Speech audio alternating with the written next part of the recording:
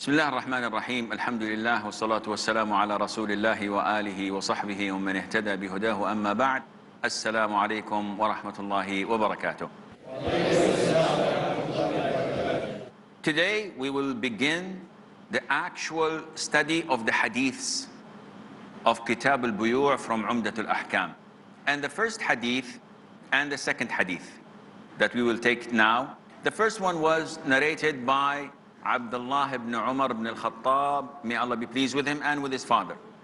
He said that the Prophet ﷺ said, the buyer and the seller have the choice to cancel or to confirm the bargain before they separate from each other while being together.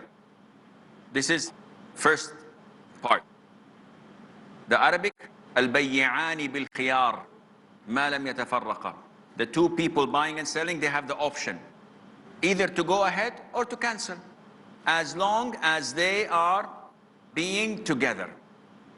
They do not separate.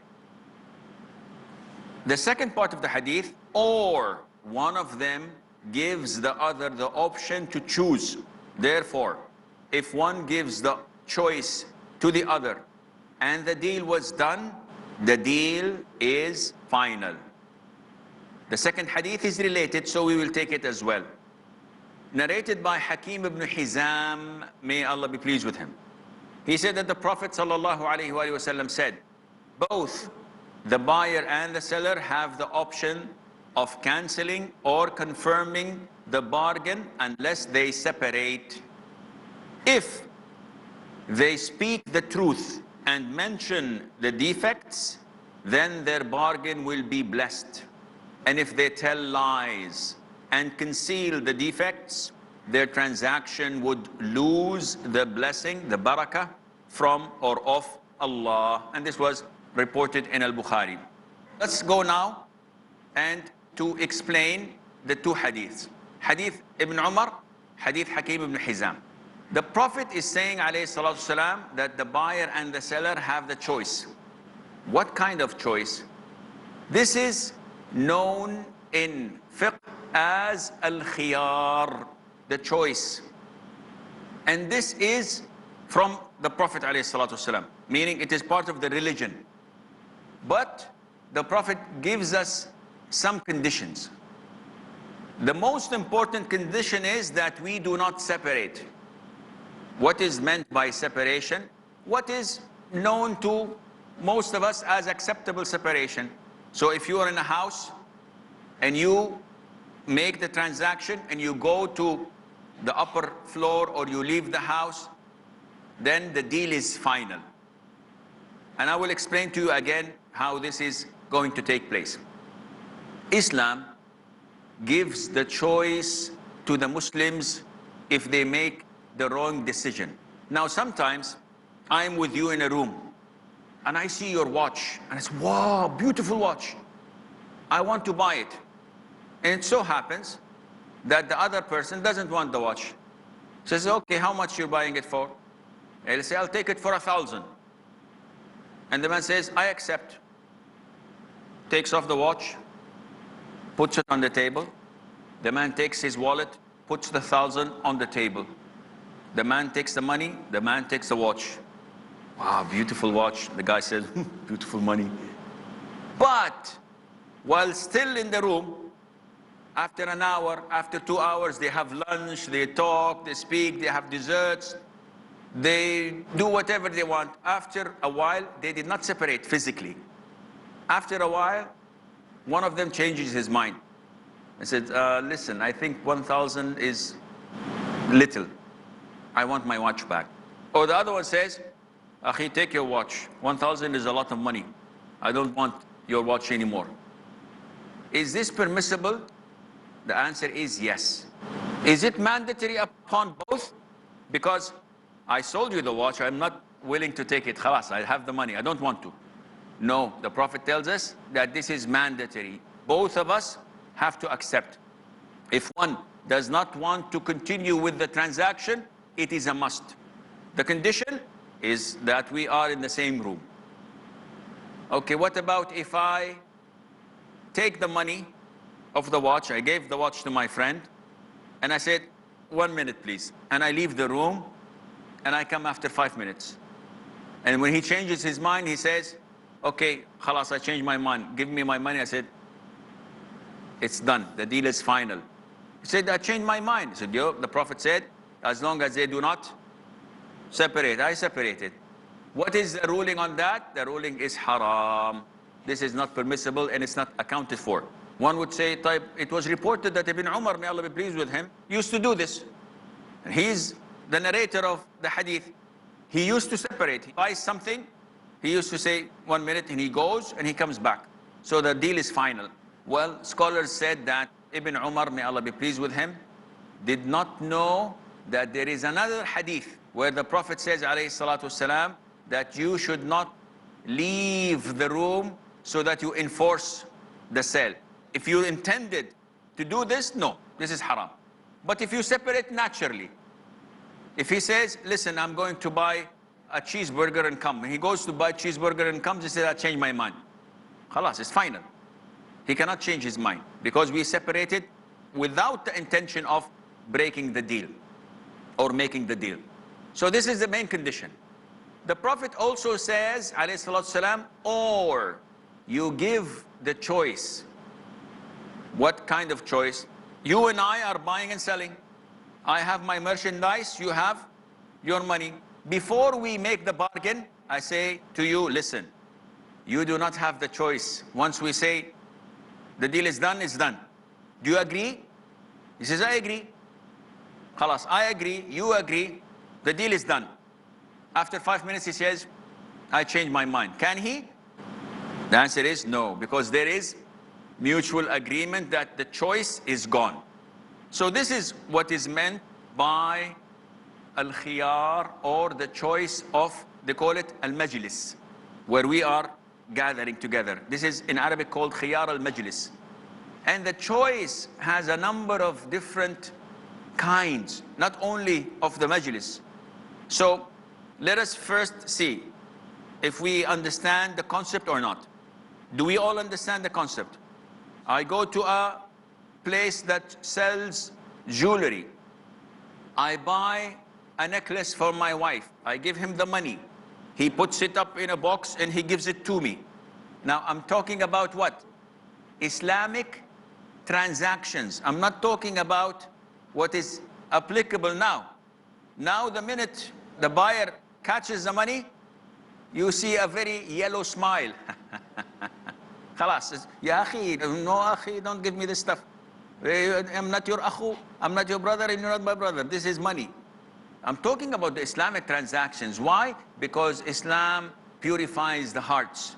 So I would not fool you on buying something and then say, khalas, the deal is done. No, you have enough time while we're in the same shop, while we're in the same gathering, to make a choice of your own.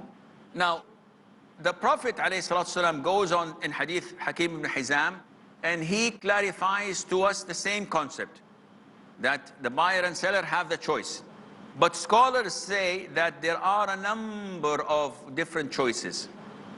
One of them is the choice of the location, which means that as long as we do not separate physically, the sale has to be implemented. There is a choice of condition, and this is a very beautiful condition or choice that makes transactions easier. I buy your car. How much? 20,000? Here is 20,000. On the condition that I try it for a week.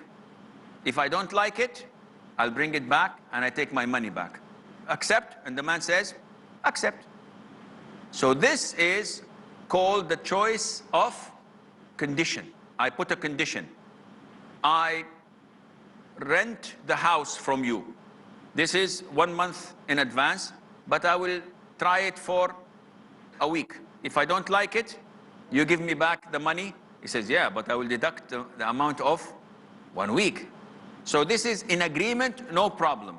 As long as we agree and there is nothing haram in our agreement, the agreement is final and done. Also, there is the choice of being fooled. What is the choice of being fooled? I come to the market and I have no knowledge of the prices. And I asked the brother, how much is this? He says, oh, this is very expensive. This is 100,000. And I'm new, I don't know. And I take it. And I go to the shop next door and I find the same product. How much is this? This is for 5 rupees only. I bought it for 100,000. I said, wow, he made a fortune out of you.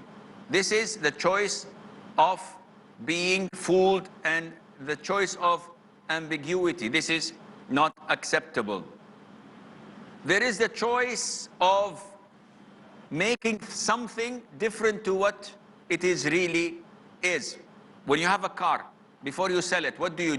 You wash it, you polish it, you clean it, you put new parts here and there, because from the outside, looks beautiful. So if I am fooled and I buy this car and then find that there is defect, so this is something that allows me to have the choice. The choice of what? The choice of defect. And we will come to that after a while in explaining the hadith of the Prophet ﷺ. So this is the choice of defect. The choice of beautification, or of showing something that is not what reality is also another choice, illustrated as will it come with us inshallah. When you buy a sheep or a goat and the owner of the goat did not milk it for 7 days. When you come and buy the goat, what do you see? Oh, this goat has a lot of milk. This means that I can have like 5 liters a day. Oh, this is a very healthy and good goat. I will buy it. And after buying it, and I'm milking it for one time, the milk is gone. And it's not generating any new milk. Why? Because he fooled me. They used to do it in Arabia. They tie the breast so it would become big with milk. So the Prophet said, this is up to you, the buyer. If you bought it, now what do you think? You want to go on or cancel it? It's up to you. If you want to cancel it, go ahead. But you have to return it with a sa' of dates, as we will come inshallah to discuss. We have a short break. Stay tuned, and inshallah we'll be right back.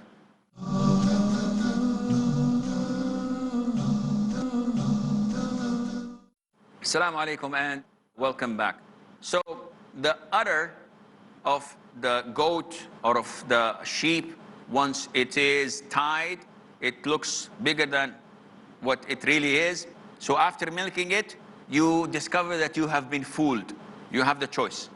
And there are different types of choices. So it's not only the choice of the location or the gathering area when I buy and sell before separating. No, there are other types.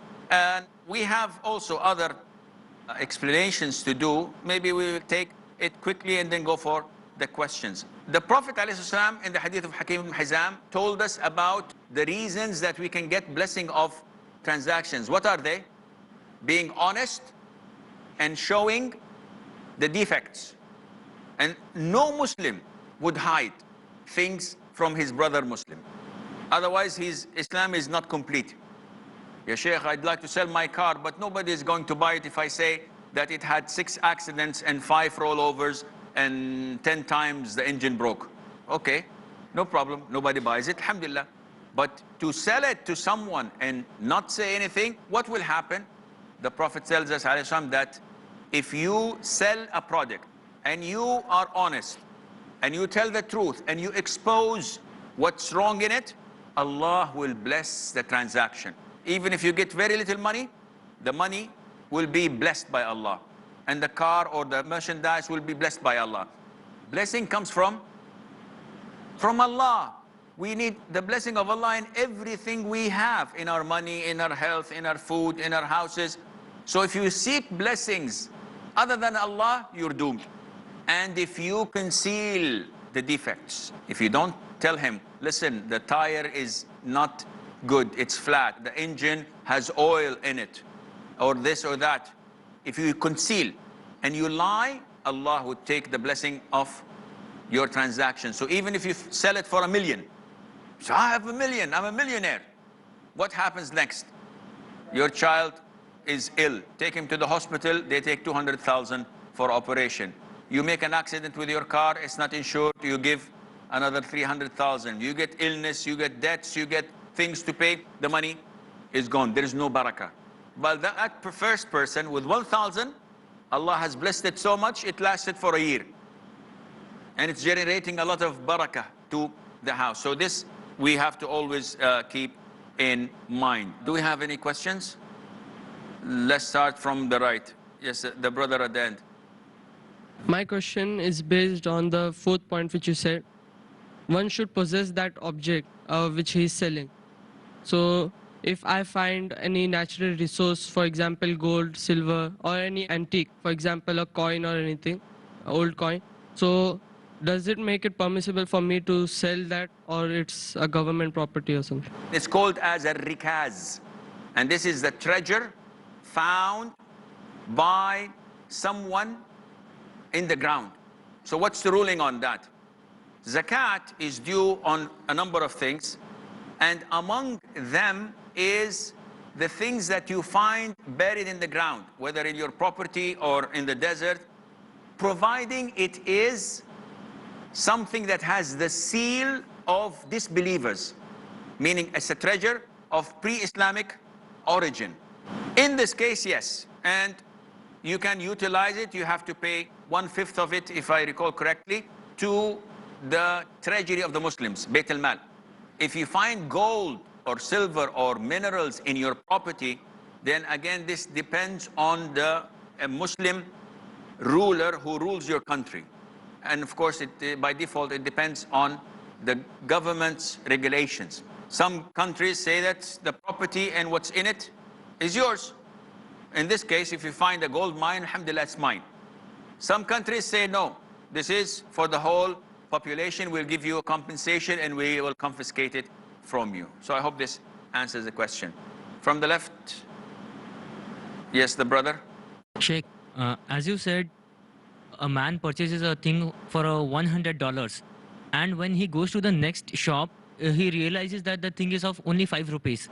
Now, can he have the option of getting back to the first store and getting his money back? The second question is that the choice of separation. In this cases where we live in, once the bill gets printed and we are not separated yet, we cannot cancel the deal. Is it valid here, the hadith? Can we cancel the deal? First, about your question, which deals about buying something far, far, far more than it's actually worth. In Islamic conditions and societies, yes, you have to return it. And some jurors maybe make it into 20%. So if it's less than 20%, it's okay. If you buy something that is 20% or less, more than what's the market value is, they say it's okay. This is what some jurors say. But if it's more, like $100 and 5 rupees, there is a sky and earth difference between both of them. Islamically, yes, you can go to the first shop and tell him that you have fooled me in selling it. But are we applying this nowadays? Most shops you will find in the Muslim world, I'm not talking about non-Muslim world. In Muslim world, you'll find a sign saying that whatever you purchase, you cannot return and you cannot refund. Well, who says this? If I buy something and it's broke, what do you mean I cannot return it? I've been cheated. I have the right Islamically, but nobody unfortunately applies the Islamic concept. As for the second question, which is returning the merchandise after the bill was printed. Again, we're talking about Islamic regulations. Even if the bill was printed Islamically, you can cancel the bill and you always have this documentation cancelled, and you print a 000 invoice showing that this is was refunded or cancelled Islamically. Yes, you have to. The separation, as in the hadith, is physical. You have to leave. One would say, okay, what about buying on the internet? I put a code or something. This is, again, if they were Islamically dealing with you, yes, turning off your PC would be considered to be separating. Likewise on the phone. If you buy something that you're sure of its description, not someone telling you, I have a car, and you say, I buy it, and you don't see it, you don't know it, you don't know what the specifications. No, if you have a car or some kind of merchandise that you can specifically describe, and it's exactly accurately as you want. And on the phone, I'll buy it, and he says, okay, I'll sell it. Transaction is done, Assalamu alaikum, wa alaikum salam. You hang up, this is considered to be part of the separation. Rahman. Salam Sheikh. When we talk about khiyar and two people agreeing to certain terms, as we said, but what's the surety? Okay. Now, in Islam, the sales, the transactions are done verbally. Marriage in Islam is very beautiful, very easy. Try it. The guardian of the girl says to the boy coming, he says, I give you my daughter in marriage. And there are 2 witnesses or more. And the boy says, I accept. Khalas, it's done. She's married to him. She's married? Yes. No walima, no wedding, no, we didn't discuss the mahar. No need. She's your wife, take her. Likewise in transactions, it is done and confirmed by saying verbally. The man says, I sell you my product for 1,000. And he says, I accept. It's done. After a day or 2, you cannot come and say, listen, no one was there, so you have to bring evidence. This happened with the Prophet ﷺ. The Prophet outside of Medina saw a man, a Bedouin, with a horse. How much? So and so. I buy it. The man says, I sell it. Khalas, the transaction is done. The Prophet told him, come to Medina, I'll give you the money. The man came to Medina. On the way, he saw a group of tribesmen who saw the horse and gave him more money, not knowing that he already had sold it to the Prophet. So he gave them the horse and took the money and went to Medina. And the Prophet saw him and said, where's my horse? The Bedouin said, what horse? He said, the horse I bought from you. He said, no, I did not sell it. He said, yes, you did. He said, no, I didn't. What can we do? The sale has been done. The Prophet said, alayhi salam, I bought it from you. And the man said, where is your witness? Astaghfirullah. He's saying to the Prophet, alayhi salam, where is your witness? And the Prophet said, I don't have a witness.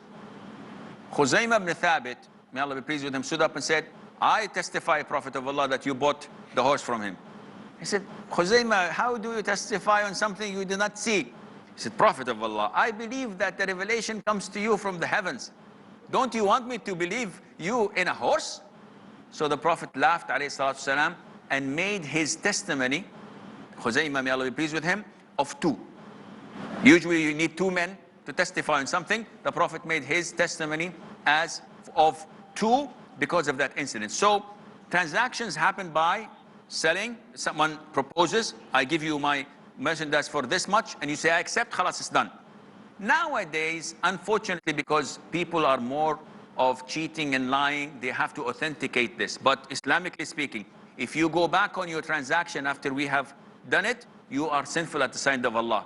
Maybe you will escape the punishment here in court or in jail, but you are held accountable at the sight of Allah. Until then, fi amanillah, wassalamu alaikum wa rahmatullahi wa barakatuh.